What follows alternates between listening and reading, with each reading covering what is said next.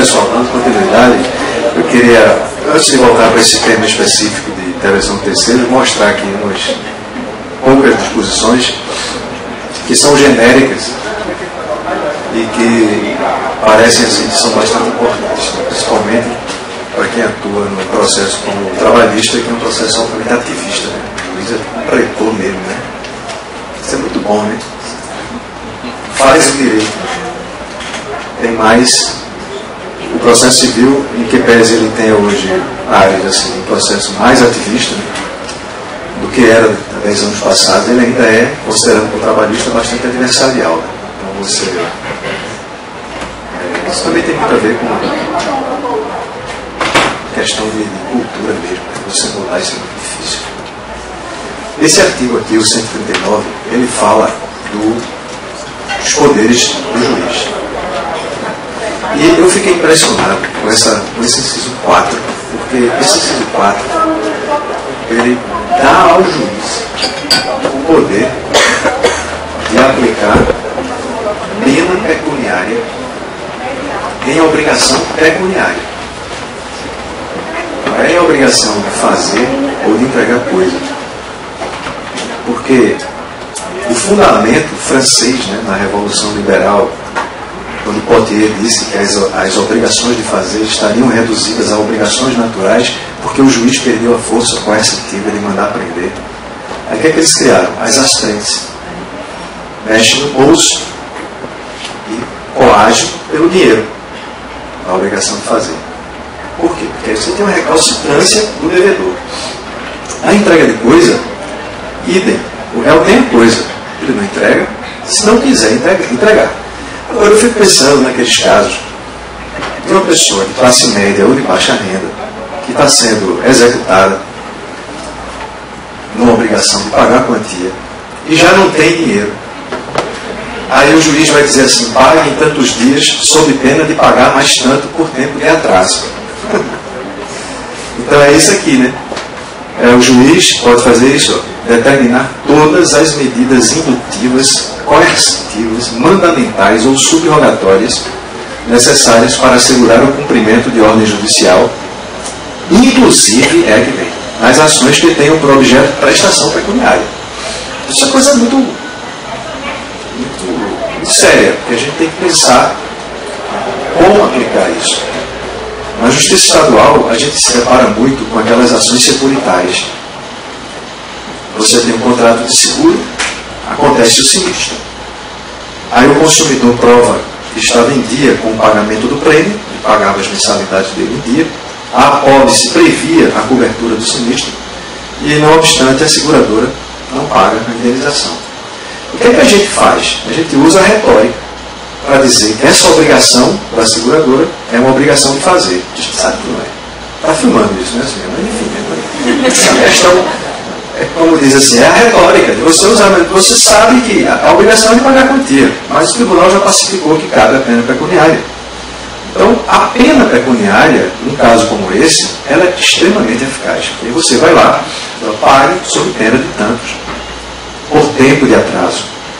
Isso é outra coisa para a gente atentar.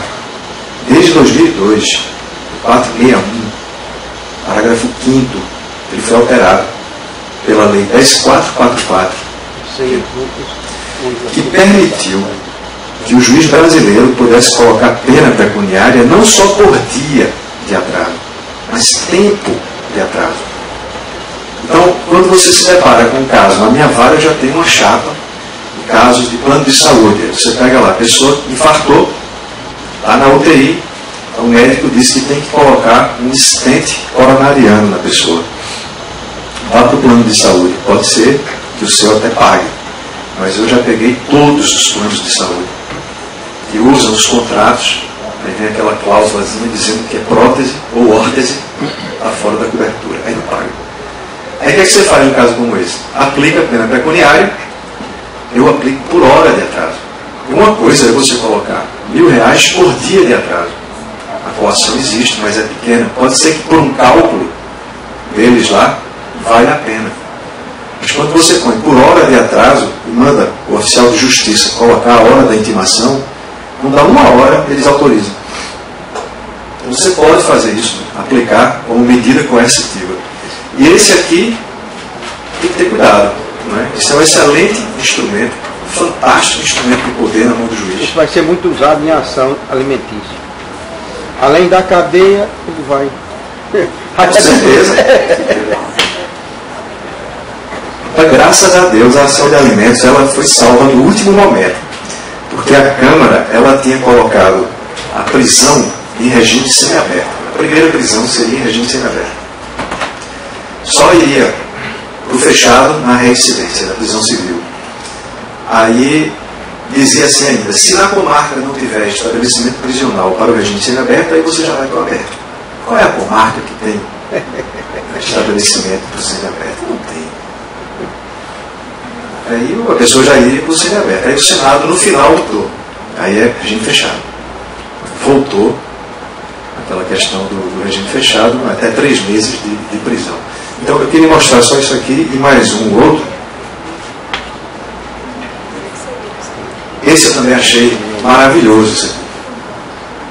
Eu não sei como é que vocês interpretariam esse parágrafo primeiro.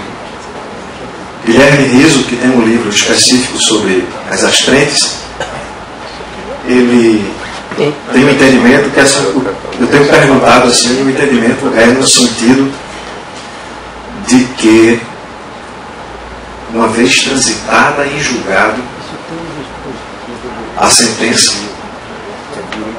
a pena pecuniária que transitou em julgado é inalterável. Você poderia alterar a multa vincenda ou excluí-la. Questão, a redação, aliás, outro parênteses, a internet é um negócio fantástico, né? A gente está acompanhando esse projeto de lei desde 2010. Aí a gente já tem hoje uns 12 capítulos de livros sobre matérias diferentes do CPC, o nosso grupo de pesquisa. E a gente acompanha. E é impressionante o que aconteceu quando foi aprovado o CPC. Teve dispositivos cuja redação foi sancionada diferentemente. Quer ver um? Lá pelo 593, que essa parte foi a parte que eu comentei da RP. As ações de família, dizia lá que a citação seria preferentemente por carta. Só que na parte geral está repetido aquele dispositivo do 222 atual, que diz que nas ações de Estado não é possível a citação por carta. Ela tem que ser pessoal. Aí ficou um choque. E foi assim. Quando veio a sanção, está corrigido. A gente tem as duas versões. Sancione e corrige. Mas Jobim disse que fizeram isso com a Constituição, não foi? Jobim não falou isso. Professor, veja, esse dispositivo aí, Como é que você interpreta ele? ele existe no Código Civil. Direito material lá, né? Pelo menos está no Código de Direito Material. E ele utiliza ali não uma faculdade, mas uma obrigação, um dever. E ele diz o poderá, certo? Onde tem o poderá, lá no Código Civil está deve. O deve é imperativo. Aí ele diz, o juiz deve reduzir a multa quando houver pagamento parcial da obrigação principal ou coisa e tal. Aqui, por exemplo, a gente aqui mesmo, a gente estipula uma multa de 100%. Aí o devedor paga no outro dia. Né? Ou pagou depois do expediente bancário. Quer dizer, do expediente pagou às 18 horas, coisa e tal, em recolhimento desse online. Aí a parte vem insistindo para ter aquela multa de 100% que foi estabelecida. Aí a gente, pelo menos no meu caso, eu levo em consideração isso, que eu digo que ali não é uma faculdade do juiz, é um dever. Aí ele passou para a faculdade. Como no Código de 1916 também era faculdade. Eu acho que era o artigo 1040. E no de hoje é um dever. Aí ele voltou para a faculdade, usando um direito material, direito processual aí com essa faculdade. No processo, esse aqui é o correspondente do parágrafo 6º do 461. Se você olhar o parágrafo 6º, que é o último parágrafo do 461, do atual, ele diz que você pode aumentar ou reduzir a pena pecuniária. Aí o que acontece aqui? Eu estava dizendo, estava conversando aí no intervalo. Você aqui condena, na justiça comum é assim, você condena, a parte sabe que o tribunal vai baixar depois, o STJ baixa. Aí com essa redação aqui... Agora, só que eu queria fazer um reparo. No caso nosso, é multa convencional. Não, você estava falando do direito material. Estou voltando aqui para a questão da pena, da multa coercitiva imposta pelo juiz. Não é? Isso aqui vai ser muito bom. Eu tenho um aluno meu, do mestrado, que ele diz assim, professor, ele é advogado em uma concessionária. Ele diz que eu sou orientado para não cumprir. Chega lá uma ordem judicial para trocar o carro do consumidor.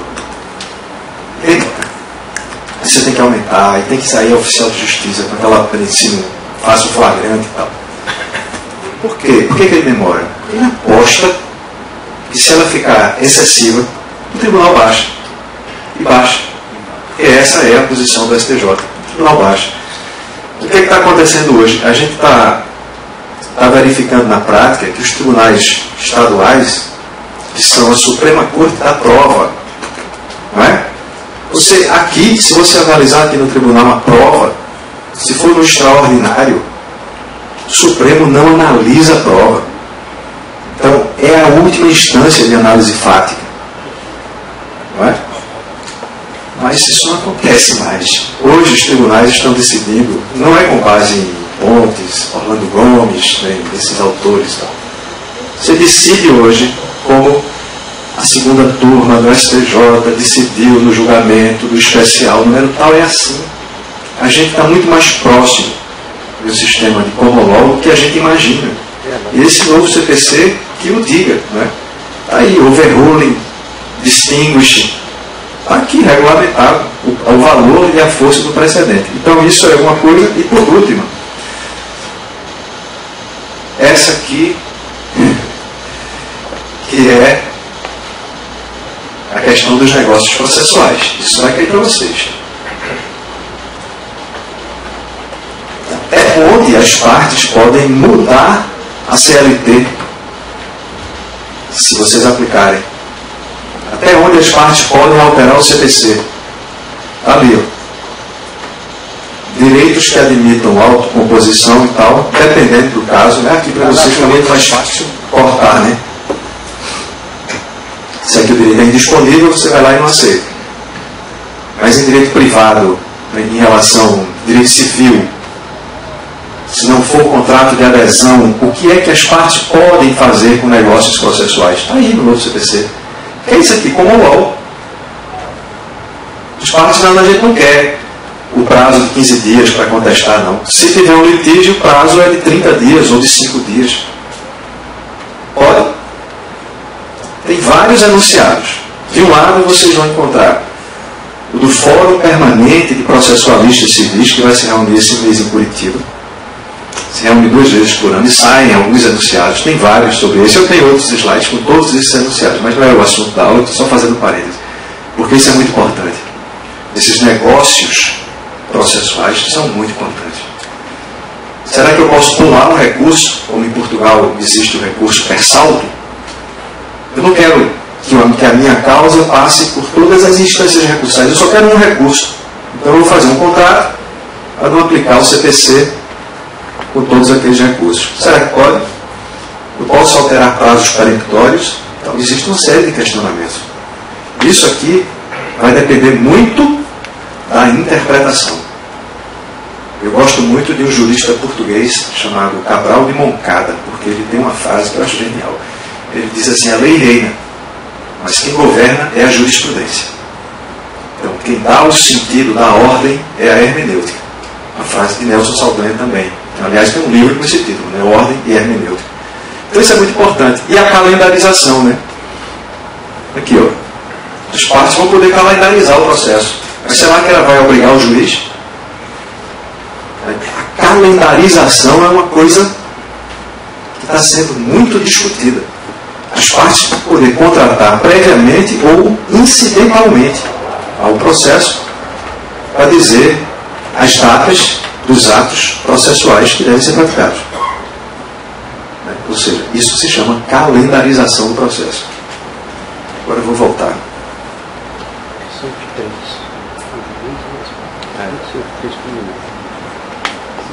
É o churinho.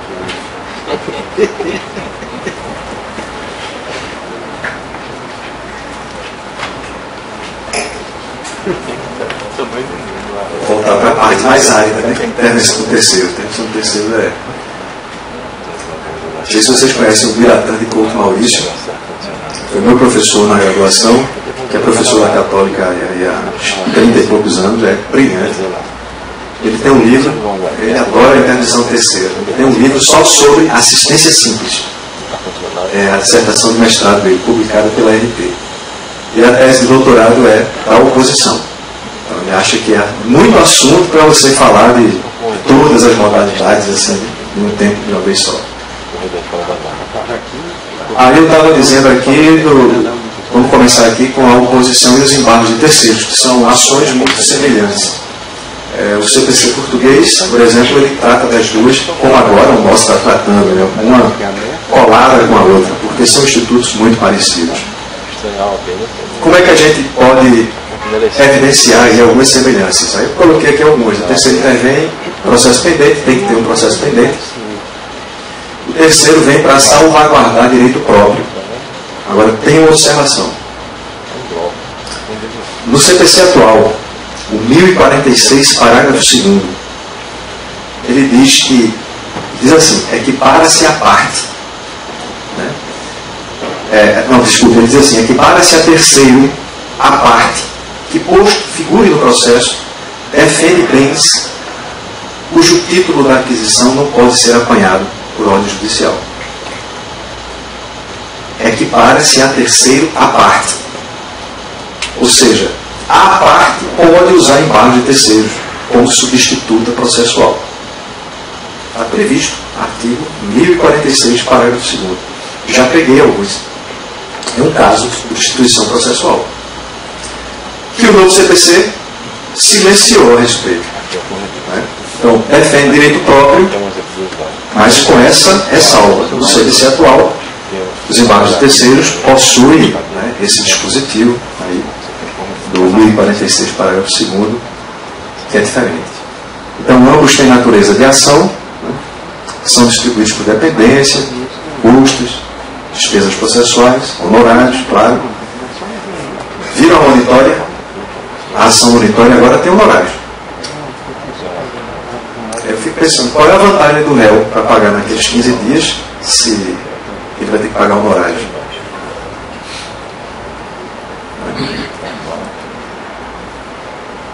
Mas o que é que diferencia embargos de terceiros para oposição? A gente pode falar de vários aspectos, mas pela hora, eu vou evidenciar apenas uns mais importantes. Na oposição, o terceiro aparece para entrar no mérito da discussão. Ele vai discutir o mérito daquela causa pendente. Ele vai dizer que a coisa ou o direito discutido é dele, mas ele entra na discussão daquele mérito.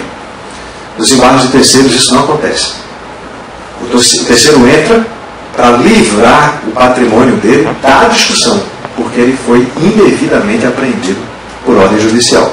Essa é a principal diferença. Não é? Mas, em relação ainda aqui ao procedimento, é pacífico na nossa jurisprudência que a oposição ela não cabe em tutelas que não sejam a tutela de conhecimento. Então não cabe na cautelar, nem cabe na execução. Mas os embargos de terceiros, sob esse aspecto, eles cabem em qualquer caso que tenha havido uma apreensão judicial indevida sobre um patrimônio de alguém que não tem a titularidade para estar naquela demanda. Então está aqui, o artigo 1046 do CPC atual, o seu congênere ali do 674 do novo CPC. Uma outra observação, se a gente ler aqui as hipóteses, você vê que a oposição ela cabe em qualquer caso, mas os embargos de terceiros eles ficam muito presos ao direito real. ou a posse, que você vai discutir em embargo de terceiros, ou é propriedade, que você vai dizer, olha, eu sou o dono desse bem. Geralmente é isso. Ou então, a posse é minha. Você não vai discutir direito pessoal em embargo de terceiros. Você vai discutir uma oposição.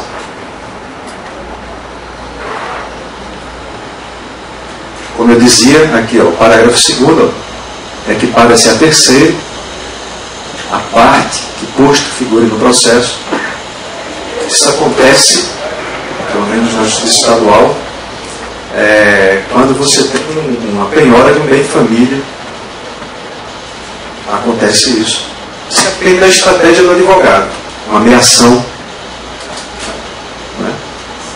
Ele pode usar isso aqui, ele pode embargar. Né? Ele pode, o cônjuge, por exemplo, se for um imóvel, se ele não for intimado da penhora, ele pode embargar. Né? Enfim, isso é uma opção. Aí, se você olhar direitinho, vejam que há essa mudança, né, em relação a esse aspecto, né, quanto à legitimidade. Quanto ao momento, né, dos embargos de terceiros, atualmente você vê aqui até 5 dias depois. Aqui é preciso fazer uma observação. Aqui, ó, 5 dias depois da arrematação, adjudicação ou remissão. Aí veja para cá. Depois da adjudicação, da alienação por iniciativa particular ou da arrematação. Cadê a remissão aqui? Por que é que o novo CPC não fala mais nessa remissão com C cedilha aí? Porque ela foi revogada.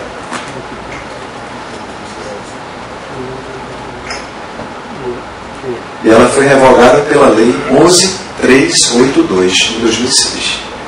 Por quê? Ela estava lá no 787 do CPC.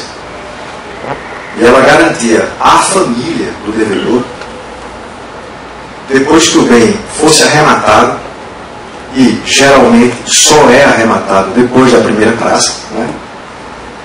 Então vai por um preço que o juiz não considere vil.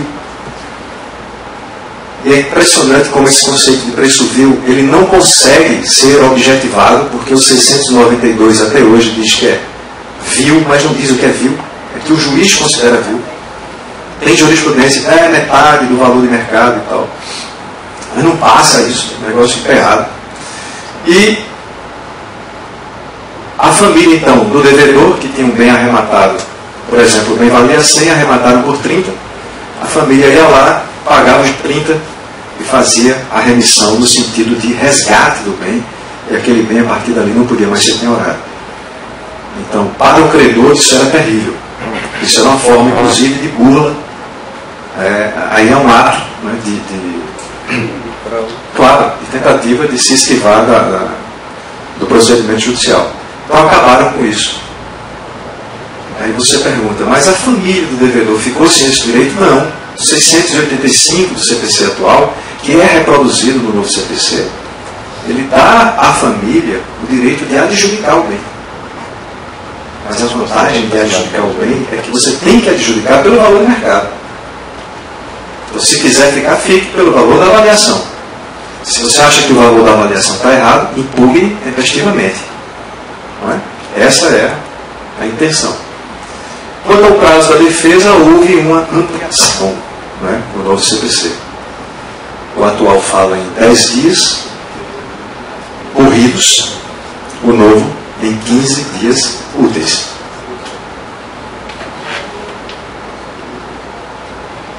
Fim do qual seguirá o procedimento comum. Voltando, né, só para frisar mais uma vez, que não existe mais no novo CPC ordinário e sumário. Tudo é comum.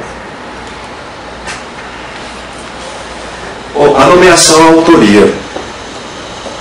A nomeação à autoria, ela tem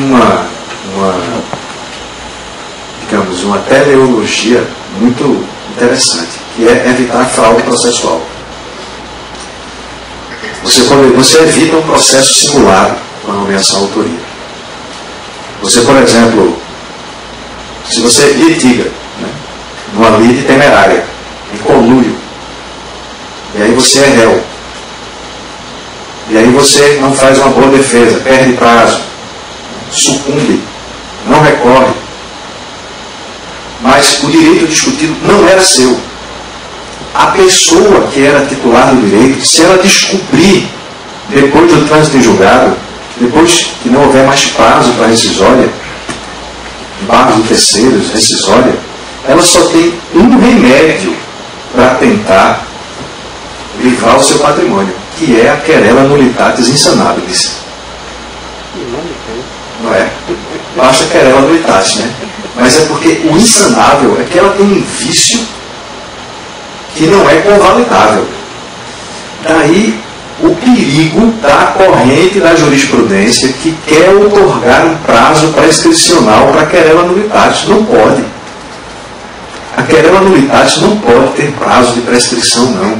Porque senão, se eu pego um imóvel que é seu e espero que a corrente da jurisprudência, digamos que prevalecesse definitivamente, 5 anos, ação pessoal ou ação real, seja lá o prazo que for, o prazo, enfim. Aí eu espero o transcurso desse prazo e depois vou lá e tomo que é seu.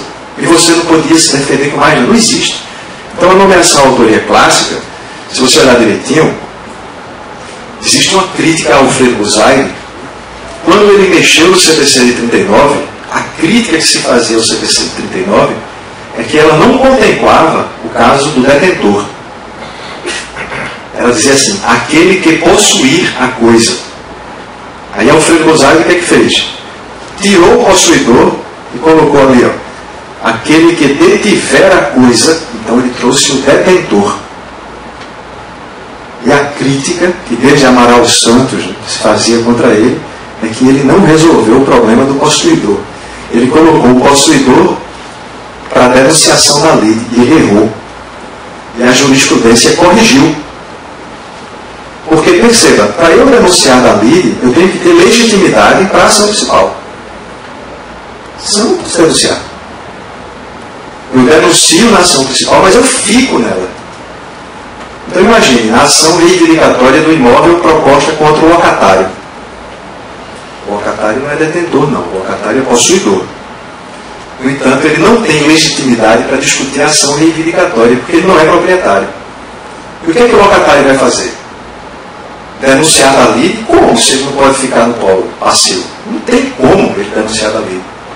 O que é que ele tem que fazer? Nomear a autoria. É por isso que esse tipo, aí ele tem que ter um elastecimento para a gente incluir também o possuidor no artigo 62, admitir que ele possa também fazer nomeação à autoria, hoje, sistemática atual. Então a clássica, porque ela vem lá da época dos romanos e se refere a direito de propriedade ou posse. Eu tenho muito cuidado para não falar direito de posse. Eu digo direito de propriedade ou posse, já que posse não é direito, né? E a analógica que se refere a uma extensão para as ações indenizatórias. Não é? E o que é que o novo CPC fez? Ele acabou a nomeação à autoria como uma modalidade interventiva. Entretanto, se você observar o 338 e 339, você vai verificar que o réu, ele continua tendo o dever de dizer ao juiz quem é a parte legítima. Veja, o que alguns dizem que é uma das normas socialmente mais injustas do Código de Processo Civil. É que ele aqui vai responder por perdas e danos. Ele repete isso aqui no novo CPC. Está por aí em algum lugar. Aqui, ó. Sob pena de arcar com as despesas processuais e indenizar o autor pelos prejuízos decorrentes da falta da indicação. O que é isso, senão a nomeação à autoria trazido para o âmbito da contestação? Isso é o artigo 69 atual, que é extremamente injusto. Por quê? Se eu aplico a nomeação à autoria somente ao detentor, eu vou levar uma norma pesadíssima dessa, de poder até condená-lo por perdas e danos, a uma pessoa que geralmente é um caseiro, que não sabe nem a distinção entre posse, detenção ou propriedade. Isso é extremamente injusto. de sempre tiver conhecimento, né? Se não legal de conhecimento. Não, claro. Se tiver advogado.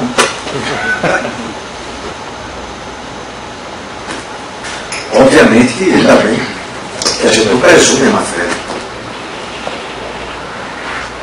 Mas o procedimento em si está aí. E observe que acaba a possibilidade de o réu dizer que não quer ser, e o terceiro dizer que não quer ser réu. Acaba isso. E o autor do novo CPC, se ele quiser, ele pode manter o réu e colocar o terceiro como litisconsorte do réu na contestação.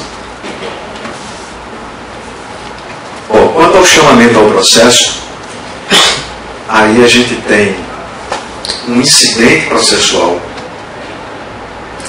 que está regulado no Código de Processo Civil, mas que a gente não pode esquecer também do Código Civil, que tem lá na parte que fala de alimentos um chamamento ao processo diferente desse chamamento ao processo do Código de Processo Civil atual e diferente do chamamento do novo CPC.